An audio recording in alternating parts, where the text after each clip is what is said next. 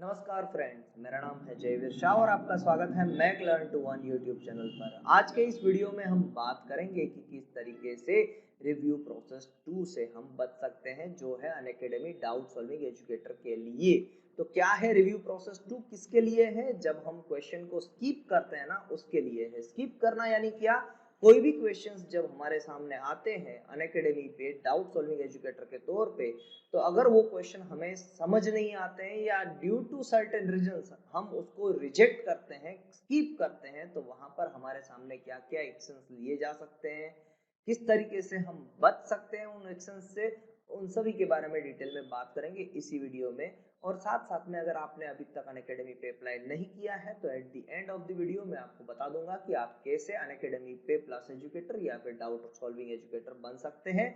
और and screen में, ये वीडियो के एंड स्क्रीन में रिव्यू प्रोसेस 1 के बारे में भी पूरी इंफॉर्मेशन है, तो उसकी भी क्यूरियोसिटी है तो आप ये वीडियो को एंड तक देखने के बाद दूसरा वीडियो भी देख सकते हैं। चलिए बात करते हैं रिव्यू प्रोसेस 2 के बारे में। तो रिव्यू प्रोसेस 2 जो है ना, वो है doubt skip review process. Doubt skip review process क्या होता है? जब भी कोई डाउट हमारे सामने रिफ्लेक्ट होता है तो उसको स्किप कैसे करना है, उसके बारे में एक रिव्यू प्रोसेस है।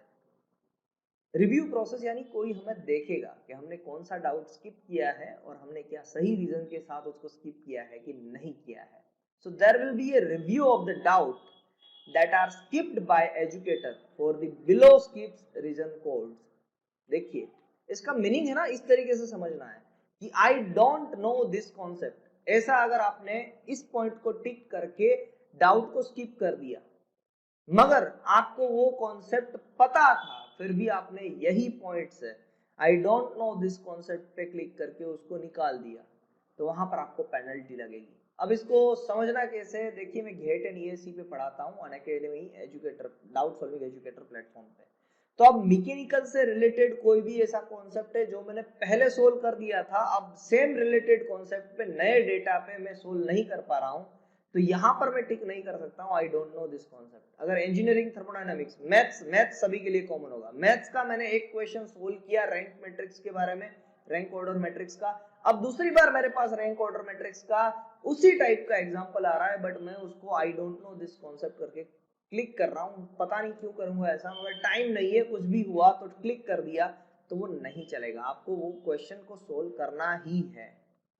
इमेज इज नॉट रीडेबल और ब्लरी। अगर इमेज बहुत ही अच्छी है, पिक्चर अच्छा है क्वेश्चन का, डाउट का, फिर भी आप ये बटन पे क्लिक कर रहे हैं कि इमेज इज नॉट रीडेबल, और आप कुछ भी नहीं लिख रहे हैं, उसमें एक स्पेस भी आती है फीडबैक की कि लिखिए क्या आपको समझ में नहीं आ रहा है, तो वहां पर भी आपके सामने एक्शंस लिए जा सकते हैं। Question is incomplete, question is incomplete करके अगर हमने डाउट को स्किप कर दिया मगर क्वेश्चन कंप्लीट है, तो भी आप पे एक्शंस लिए जा सकते हैं, हमारे पे एक्शंस लिए जा सकते हैं। Questions, question is from different subject. Question है इंजीनियरिंग थर्मोडायनामिक का, फिर भी मैं बोल रहा हूँ कि क्वेश्चन मैकेनिकल इंजीनियरिंग का है ही नहीं, दूसरे सब्जेक्ट का है, तो ये भी नहीं चलेगा, गलत बातें नहीं चलेगी अनअकैडमी पे। क्वेश्चन इज इनवैलिड और आउट ऑफ सिलेबस। अगर क्वेश्चन आउट ऑफ सिलेबस है, इस टाइप, इसको टिक करके हमने क्वेश्चन को स्किप किया है, मगर क्वेश्चन सिलेबस का ही है, गेट एंड ईएससी मैकेनिकल का ही है, क्योंकि मैं गेट एंड ईएससी मैकेनिकल में पढ़ा रहा हूँ, इसीलिए मैं बार बार गेट एंड ईएससी मैकेनिकल बोल रहा हूँ। तो अगर आपके ही कैटेगरी का है क्वेश्चन और आपने ऐसा कहा कि क्वेश्चन इज इनवैलिड और आउट ऑफ सिलेबस, तो आप पक्की तौर पे आपको पता होना चाहिए कि आउट ऑफ सिलेबस है, वरना आप पे एक्शन लिया जा सकता है। क्या एक्शन लिया जा सकता है उसको भी देखेंगे। फिर है multiple skipping and अनसाइन of doubt bye the educator impact the learner experience. देखिए, मल्टीपल स्किपिंग से होता क्या है? एक जब स्टूडेंट एक डाउट को अपलोड करता है तो उसको क्यूरियोसिटी होती है कि मेरा डाउट जल्दी से जल्दी सोल्व हो जाए और उसको मैं देख लूं, मगर बार बार स्किप करने की वजह से और बार बार अनअसाइन करने की वजह से, अनअसाइन और स्किप में क्या डिफरेंट है? स्किप यानी कि आपने एक क्वेश्चन को स्किप किया तो दूसरा क्वेश्चन आपके सामने आएगा एट अ टाइम।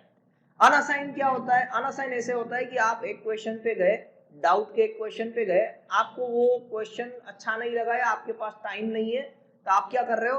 उस क्वेश्चन को अनअसाइन कर रहे हो, मुझसे निकल जाए, यानी मेरे पास से निकल जाए, मुझे जो असाइन हुआ है वो अनअसाइन हो जाए, उसे कहते हैं अनअसाइन। तो अनअसाइन और स्किप में छोटा सा ही डिफरेंस है। अनअसाइन यानी जैसे ही आप वापस होम स्क्रीन पे आ जाते हैं तो अनअसाइन करके आना है आपको। और स्किप यानी कि आप एक क्वेश्चन को स्किप कर रहे हैं, दूसरे क्वेश्चन को सोल्व करना चाहते हैं, ये विलिंगनेस दिखाना है।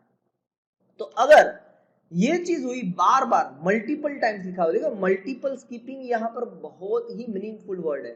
So therefore there shall be a review of doubt unassigned and doubt skip by the educator. तो ऐसे केस में रिव्यू होगा उन डाउट्स का जो अनसाइन हुआ है या स्किप किया गया है अनएजुकेटर सॉरी एजुकेटर से।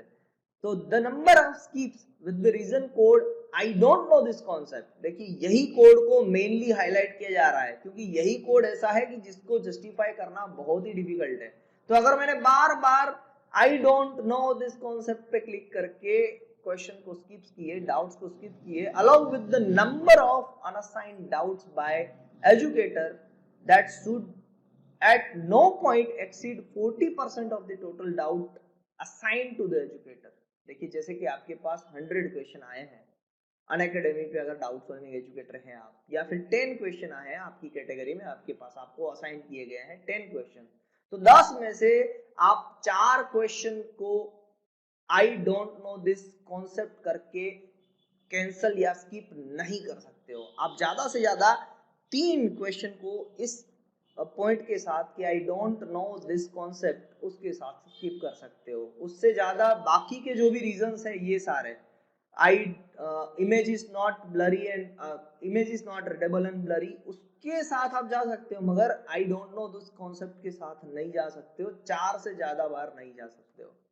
फिर दूसरा पॉइंट है, if the educator does exceed 40% of the total doubt assigned and skipped in line with this review, the following actions shall be taken against the educator। अब सुनिएगा कौन कौन से एक्शंस लिए जाएंगे।